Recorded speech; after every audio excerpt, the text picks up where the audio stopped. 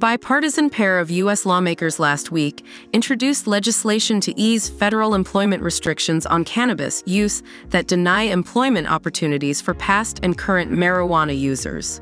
The bill, titled the Cannabis Users Restoration of Eligibility Act, was introduced on July 27th by Democratic Representative Jamie Raskin of Maryland and Representative Nancy Mace, a Republican from South Carolina who has been an outspoken supporter of federal cannabis policy reform.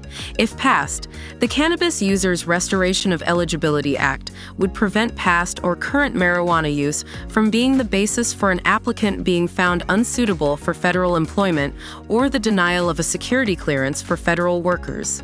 The legislation would also be applied retroactively, allowing workers or applicants who have been denied employment or a security clearance to appeal such denials. If you're facing sticker shock in Illinois, you're not alone and your suspicions have been confirmed. Illinois ranked among the states with the most expensive retail cannabis markets in America, according to a new report by Headset. During the first 6 months of 2023, Illinois sold over $950 million in total cannabis sales, making Illinois home to the third largest cannabis market in the U.S., with only California and Michigan with larger markets. Population-wise, Illinois is the sixth largest state in the country. However, a limited number of brands pose several challenges to the state. Since Illinois is home to only 118 brands, the state is home to high market consolidation with 68% of sales coming from only 10 top brands. Illinois will soon be issuing 55 new retailer licenses to expand access to its domestic market. Currently, the state is home to 120 licensed retailers, very low compared to other states. State leaders, however, are taking action to fix some of the problems that are evident in the Illinois market. For example, Illinois is the next state to allow licensed cannabis businesses to take tax deductions under Section 280E. While states throughout the U.S. continue to embrace the new legal wave of cannabis, it doesn't eclipse the strife within the industry. Over the past few years, the industry has faced issues around oversupply, falling prices, stringent regulations, and distribution problems, among others, which often fall especially heavy on cultivators. Majority of cultivators feel negatively about state of industry. The survey, including responses from more than 400 growers across 8 U.S. states, found that 58% of growers said they feel bad or terrible in reference to the current cannabis market. Specifically, 34% answered that "I feel terrible, things look awful," while 24% said "I feel bad, things don't look good." Additionally, 31% of respondents said they feel okay, while only 9% of cultivators said they feel good, and 2% said they feel great about the current state of the market. While the current outlook may seem bleak, cultivators widely indicated that they wouldn't be leaving the industry anytime soon. The survey found that only 19% of growers plan to partially or completely exit from the industry, a decrease from 22% and 27% in fall and spring 2022, respectively.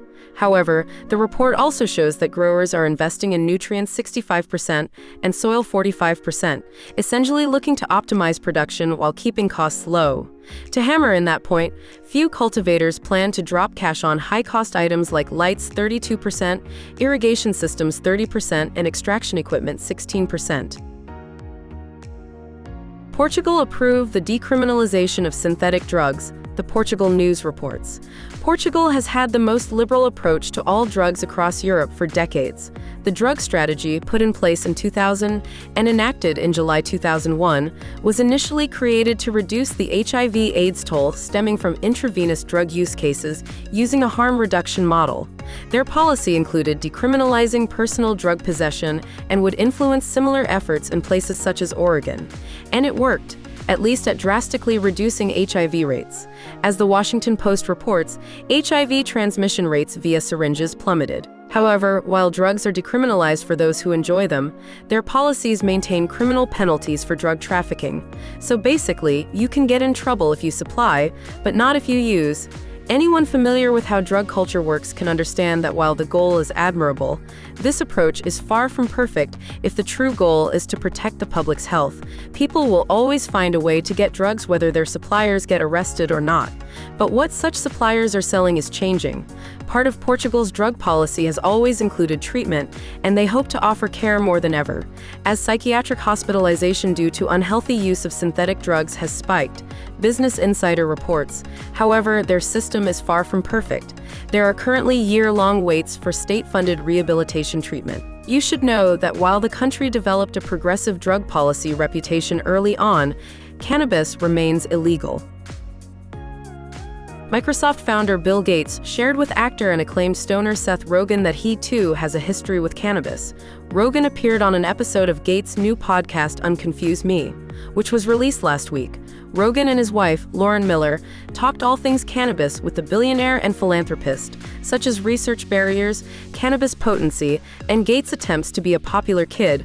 Although considering the tech pioneer is worth $117.6 billion, it's safe to say it was advantageous for him to embrace his true nerd form. Gates said that in high school, he said yas to Puff Puff Pass, confessing that he smoked weed to be cool. It wasn't so much smoking pot for pot's sake as it was being part of the crowd, Gates said. He added that the continuing division between state and federal law has got to be resolved. With home grow on the rise and a growing understanding of cannabis genetics, the cannabis seed market is undergoing its glory days.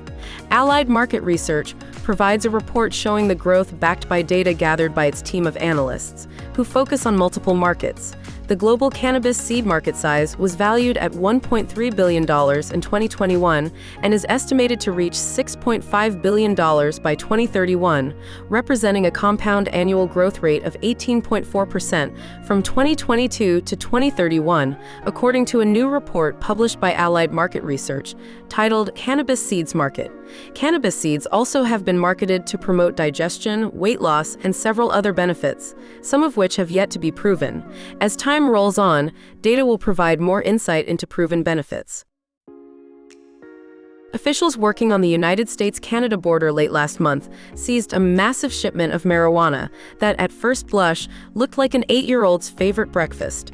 U.S. Attorney Trini E. Ross announced on Friday that A.J. Pal Dillon, 22, of Scarborough, Ontario, Canada, was arrested and charged by criminal complaint with possession with intent to distribute 100 kilograms or more of marijuana and importing marijuana into the United States, and that the charges carry a mandatory minimum penalty of 5 years in prison, a maximum of 40 years, and a $5 million fine.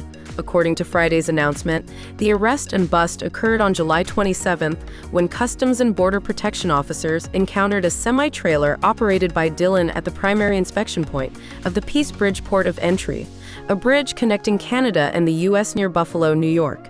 Dillon allegedly claimed that he was simply transporting some frozen foodstuffs. New Hampshire Governor Chris Sununu last week signed legislation to create a commission to study legalizing recreational marijuana via a plan that restricts adult-use cannabis sales to state-run retailers.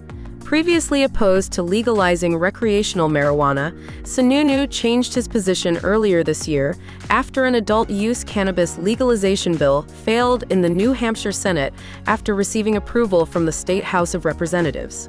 The measure passed last week. House Bill 611 establishes a commission to study legalizing recreational marijuana in New Hampshire. The legislation tasks the study commission with examining a number of issues and policy proposals, including how the state should approach cannabis sales and marketing, keeping marijuana products away from young people, and preventing oversaturation of weed shops in local communities.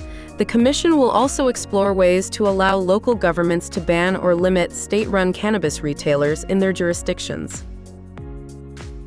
Cannabis businesses in Texas may soon make more money than the wine industry, the Austin Business Journal reports.